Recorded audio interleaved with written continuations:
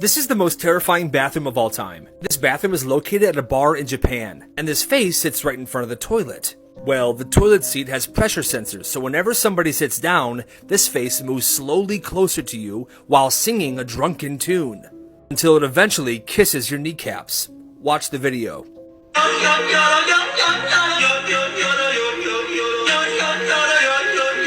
So this kid had the biggest yard in the entire neighborhood. It's the yard that people always ended up hanging out at. But one summer, he had a bigger idea. He thought about those giant music festivals and how much money they make, and he thought, why not try to have one in my backyard? So first he held auditions. Bands, comics, magicians, whatever. Bring your instruments, bring your tricks, just show me what you got. And the best acts got a spot on the lineup. He built a stage out of stacked wood pallets and plywood. It wasn't fancy, but it worked. A friend brought an amp, some dude brought a microphone, it was all coming together.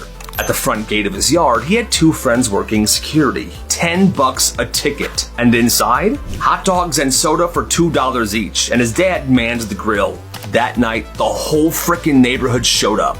Parents, kids, even people he didn't know. And the band was crushing it. Folding chairs around the bonfire, people dancing to the music, it was a beautiful sight. By the end of the night, they had made a really good amount of money. And he thought to himself, I'm gonna put this money towards doing it again next year. And that's exactly what he did. The next year, it happened again. Bigger and better. And he kept doing it. It wasn't just a big party. It became a tradition for the entire neighborhood, and they loved it. You gotta respect the hustle. This Spanish teacher had a rule. If you forget your pencil, you would have to borrow one from her supply cup and pay her back with a brand new one the next day. But she would always make sure to embarrass you because of it. Well, look who's unprepared again today. Little baby Kyle boy. All right, here, you can have a pencil, but bring me back a new one.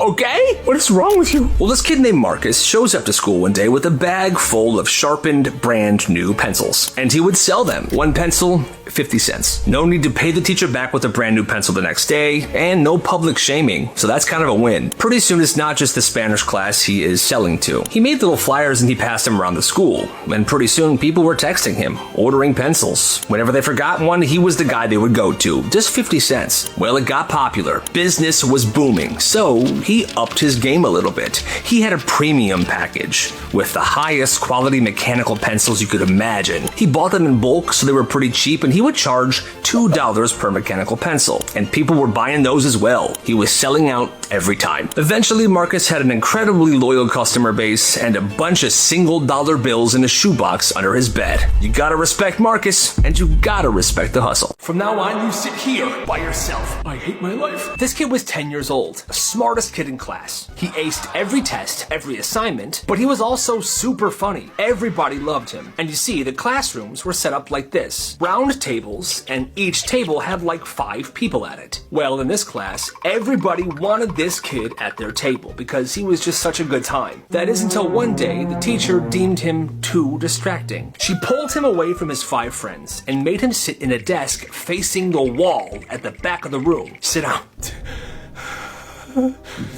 And he was the only one back there. The rest of the class were sitting in their groups. Group projects, he worked alone. He wasn't allowed to talk. Week after week, he kept thinking, surely I'll be moved back to my table soon. But the teacher never let him. And slowly, he could feel the gap building. His friends got closer with each other and farther from him. That desk in the corner became his life. For 10 months. A punishment that was supposed to last a week lasted for 10 months. And that is not fair.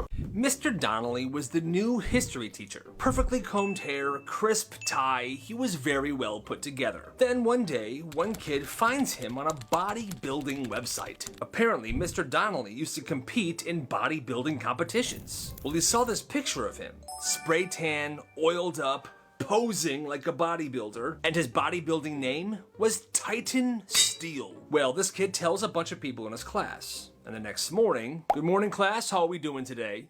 Good morning, Titan Steel. He's shocked. Excuse me? Oh, sorry, Mr. Donnelly. And by lunch, everybody knew Mr. Donnelly's secret. Hey, Mr. Steel, you gonna bench the vending machine? What you got for lunch today, Titan? A bunch of chicken breasts and protein powder? Oh my god.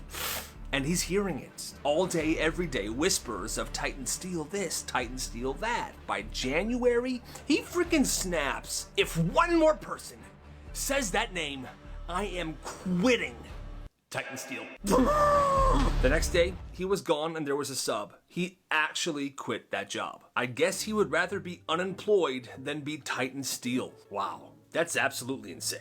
Every single dog in the neighborhood knew this kid, even the mean ones. This kid made it a point. Every afternoon he would walk the neighborhood, stopping at every fence of every house that had a dog. Small dogs, big dogs, mean dogs, dogs with the sign, "Do not pet." The ones that would bark nonstop, the ones that would continuously growl. He would go to each one. He would crouch, he would talk to them softly, bring them pieces of ham or chicken or turkey. "Hey, you're a big mean dog, are you? Hey, here's some turkey. Oh, here's some chicken. Yeah. Oh, here's a toy." Day after day, he was earning the respect of these dogs. Some dogs took weeks, some dogs took months, but eventually every single dog knew him and loved him. To the point where whenever he would walk by, the barking and growling would stop, and they would start wagging their tails. Well, one afternoon, this kid is sitting in his front yard. He's carving a little canoe out of a log with a knife. He's focused, like he's some sort of woodsman. Yeah, it's very nice. This is good cedar. Then he hears it. Heavy paws, deep growling, the rattling of a collar. And he looks up. Down the street, one of the neighborhood's scariest, meanest dogs got loose. And this dog is sprinting towards a neighbor that's walking alone. The neighbor does not know what to do, so he freezes. This kid knows this is freaking bad. This dog is about to attack this guy. So he tries to stop it. He stands up and he yells, "Rufus!" The dog skids to a stop, takes his eyes off the neighbor, and looks at the kid. And immediately the dog is now happy. He jogs past the neighbor, straight to the kid. The kid gives him some turkey and takes him by the collar. He then walks the dog back to his house and knocks on the door. "Hi, so your dog likes me, but he doesn't like everybody. You gotta get him some training. I saved you big time today." Kid then goes back to his yard, sits down, and finishes carving the canoe out of the wood. Like nothing happened. What an absolute legend. This kid used to be popular. "What's up, Carla?" "Hey, what up, Johnny?" "Hey, look, it's the loser, Steven. Screw you, Steven." He used to be untouchable. He would bully a bunch of people, his friends would laugh, the girls in the school loved him, and so did the teachers. But one Monday, he came back to school with a haircut. And it was bad. No, it wasn't just bad. It was horrible, like a freaking cartoon villain. "Hey guys, how we doing today? What's up, Carla?" "What? What? You look like Coconut Head. What happened to you? Your haircut sucks." And like I said, it was actually bad. Like, it was uneven, there wasn't fade, it was just cut horribly. And just like that, it was over. Every day, kids would laugh at him. Even when his hair grew back and he had a normal haircut, people still made fun of him. He eventually just stopped talking in the halls, in class, to his friends. He would eat lunch alone. Kids were making jokes as he walked by. And that's how the king of the school turned into the punchline of everyone's jokes. Hey, that's karma for you. Every night at 8 p.m., this kid's parents would shut off the internet. It didn't matter what he was doing. And to turn it back on, you had to have the password. Homework, group projects, whatever, it didn't matter. At 8 p.m., the Wi-Fi was getting shut down. At first, he's mad, like this is not fair, but then he realizes the neighbor's Wi-Fi signal is very strong, and they're very old, so there wasn't a Wi-Fi password. He begins doing his homework on their Wi-Fi by his bedroom window. Okay, perfect. It works. But then like winter hits and the signal gets worse for some reason. Dang it, connect, send! Don't! He starts getting closer and closer to the neighbor's house. He begins sitting on his front porch, then outside their windows. This goes on for weeks. Sometimes the signal's better, sometimes it's horrible. Until one night, the signal was very bad, so he was sitting directly underneath their bedroom window. He didn't know it was their bedroom, but another neighbor saw it. What is that creep doing? And yeah, I guess it would look pretty creepy, this dude sitting outside the neighbor's window with a laptop. In the dark, the police get called, the cop shows up, he explains to them, I'm using their Wi-Fi. Mine gets cut off at 8 p.m. by my parents. I have homework to do. The cop's not even mad at him. He's like, where are your parents? The parents come out. The cop says, you shut off the Wi-Fi at 8 p.m.? He's got homework to do. Look what he's doing. He shames the parents. And the parents are very embarrassed because, yeah, that is the stupidest thing I've ever heard of. Nobody gets in trouble that day. And the parents stopped turning the Wi-Fi off. That's just wild. When he was 7, he did something so dumb. It was a public swimming pool. Family locker room, wet floors, benches everywhere. This kid's in there and he notices something sitting under a bench. What is it? It's a thumbtack, just sitting there. Nobody was around, nobody was paying attention. Instead of picking this up and throwing it away, he takes it and places it pointy side up right in the middle of the floor.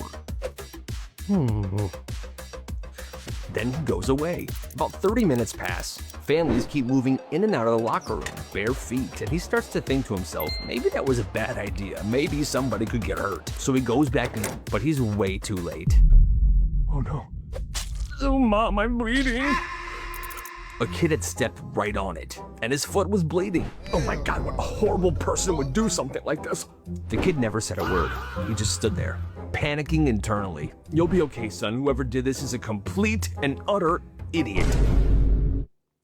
I mean, yeah, that's pretty messed up. It was April, heat was rising, classrooms were packed, the AC wasn't working very well, and the school had a rule. No standing up during class, even for a second. Not even to stretch. What? The teacher said it disrupted the learning environment. Whatever, that's completely bogus. Well, this one kid named Andy, he has this knee condition. It was a sports injury, he had done physical therapy, all this stuff. Well, he gets into class, the bell had barely rung, and his knee was bothering him, so he shifted in his chair a bit and stood up to adjust. Andy! It was his history teacher. You know the rule. Or do you? No. I wasn't walking around. My knee was hurting. I had to go office now. He gets into the office and he explains everything to the principal. Are you disrespecting your teacher's orders? No, I just needed to detention today. Well, you see, this kid's mom was a nurse, and when she finds out about this, she was pissed. Well, she shows up the next day with his medical records and slaps them on the principal's desk. Hey, unless you're planning on becoming a doctor, you're gonna let my kid stand up when his knee hurts, okay? Yes, ma'am. Apparently she was so intense, the principal was freaked out, he talked to the teacher, and that rule changed very quick. What kind of teacher would do that, though? That's insane. Let's be honest, none of you are going anywhere in life. What? Yo, that's messed up. So on this day, this teacher was already at her limit. Kids were talking in class, someone was playing Subway Surfers at full volume, and she snaps. She turns to the class and she says this. You know what, guys? It's clear that you do not want to learn, and let's be real. None of you are going anywhere in life anyway. The whole room freezes. People were shocked. Did she really just say that? Well, one kid stood up, and without hesitation, he says this. Clearly, you didn't go anywhere in life either. At this point, the class is losing it. She hits him with this. Sir, excuse me, you have no room to speak. You are literally failing my class. And that's when he ends her with this. Yeah, and you've been teaching this class for 19 years. You eat yogurt for lunch, still drive a 2006 Toyota Corolla, and you cry in the parking lot before second period. So I'm sorry, who's really failing here? A kid flips a chair. Oh my God. The bell rang. These students are going absolutely insane. She stands there frozen. She has no idea what the heck to do. And then as he's about to leave the classroom, he looks at her and says this. Hey, from now on, shut your mouth and let me fail in peace.